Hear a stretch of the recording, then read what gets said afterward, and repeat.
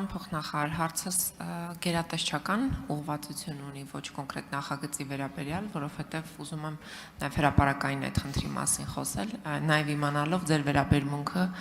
մարդու իրավունքների եւ խոսքի ազատության պաշտպանության կարևոր հարցին։ Ուրեմն ես տեսակցել եմ Միքայել arczepiskopos Աջապահյանին եւ նա, ով իր կալանքը կրում է հիվանդանոցային պայմաններում, զրկված է իր սահմանադրական իրավունքից։ Նա չի կարողանում իրացնել իր կրոնական ազատությունը եւ չի կարողանում մասնակցել պատարագներին, չի կարողանում հաղորդություն ստանալ։ Իհարկե ես գրավոր դիմել եմ նախարարություն եւ նախարարությունից ինձ պարզաբանել են, թե ովքեր կարող են տեսակցել Սրբազան հորը, բայց դա ամենևին չի նշանակում խնդրի լուծում, որովհետեւ փաստացի բուժհաստատությանը կա կցված հոգեվոր հովիվ, բայց նրան հնարավորություն չի տրվում պատարագ մատուցել եւ այդպիսով հաղորդություն ստանալու իրավունքից եպիսկոպոսը զրկված է։ Այս հարցի լուծումը որպես գերատեսչություն ես ուզում եմ դուք հնչեցնեք ինչպես եք տեսնում, որովհետեւ մարդու կրոնական ազատությունը ավարտում եմ։ Դա հիմնարար իրավունք է եւ դա ոտնահարել ուղղակի անթույլատրելի է եւ չասեմ էլ միջազգային եւ եվրոպական կոնվենցիաներով պաշտպանված իրավունք է։ Շնորհակալ եմ։ Շնորհակալություն Տիկին Թոմասյան, ըստ էության հարցին մանրամասն ծանոթ չեմ եւ չեմ կարողանա բովանդակային պատասխան տալ կոնկրետ գործով, բայց մենք պետք է հաշվի առնենք, որ խոսքը գնում է խափամամիջոցի մասին, որը ինքնին ենթադրում է անձի որոշակի իրավունքների սահմանափակում։ Մենք խափամամիջոցի տակ գտնվող անձին բնականաբար չենք կարող համատել ազատության մեջ գտնվող անձի եւ նրա սահմանադրական իրավունքների իրացման հետ։ Եթե ամեն դեպքում ձեր դիտարկումը վերաբերում էր ինչ-որ օրենսդրական կարգավորումների թերի լինելուն կամ բացակայությանը,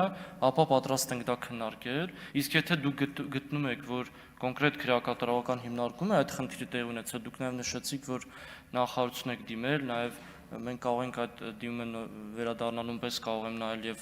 մենք ներքին քննարկենք, մենք պատրաստ ենք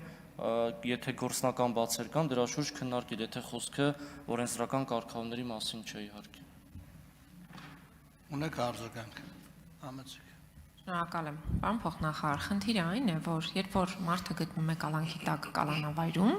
այնտեղ հնարավորություն կա օգտվելու այդ իրավունքից, այսինքն կալանավայրում մատուցվում է պատարագ եւ բոլորը կարող են մասնակցել։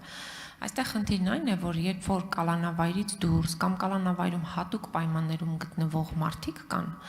նրանց իրավունքը խոչընդոտվում է, այսինքն հիվանդանոցային պայմաններում մարդը կրում է իր պատիժը եւ դեռ երկար ժամանակ կմնա, որովհետեւ վատ առողջ է, եւ հիմա ստացվում է, որ եպիսկոպոսը զրկված է հաղորդություն ստանալու իրավունքից, ինչը մեղմ ասած անընդունելի է։ Իհարկե բացառիկ բան է, որ 4 եպիսկոպոս ունենք այս պահին կալանավայրերում, բայց ամեն դեպքում հիվանդանոցային պայմաններում, ֆիզիկական տկարության պայմաններում գտնվող քաղաքացին այդ իրավունքից զրկված է եւ այդ լուծումը չկա։ Եվ սա է խնդիրը, հիմա օրենսդրությունը ըստ էության կամ այդ բոլոր իրավակարգավորումները հակասում են մեր մայր օրենքին, Հայաստանի Հանրապետության Սահմանադրությանը, որտեղ ասում է, որ կրոնական ազատությունը գերակա իրավունք է եւ դա ուղղակի չի կարելի խոչընդոտել։ Շնորհակալ եմ։